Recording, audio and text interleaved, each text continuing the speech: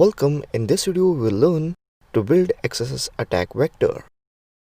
So for that I will use one test lab, that is prompt.ml. So this is a website which I feel is best to learn to build attack vector. So here we have many stages of difficulties. First we will begin with 0 difficulty. So here I will type double quotation closing hi.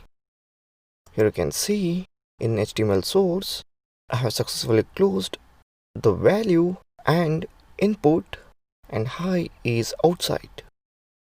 In the same way, let me execute XSS script here. So instead of hi I will type XSS script basic script, that is script alert and closure of the script. You can write whatever you want inside it. Hello 1 whatever.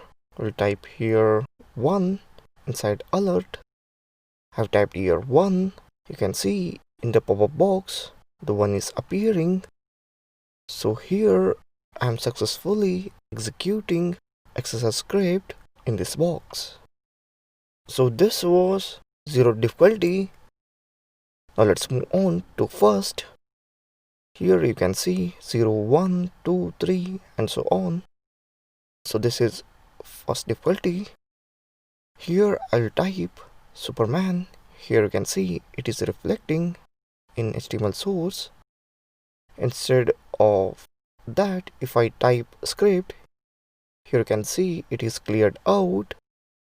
So the programmer has written some code to detect the script. So here I'm closing the script tag. That's why it is identifiable. Now let me write XSS script without closing tag. You can see here for image also. Here I will type XSS script without closing tag, that is avg/onload equals to alert and semicolon. Here there is no closing tag. I hope this one executes. Here you can see the pop-up box appears 1 and the script I have written is not cleared out. So in the next video we will see the second difficulty. In this video we saw 0th and first difficulty while creating XSS vector.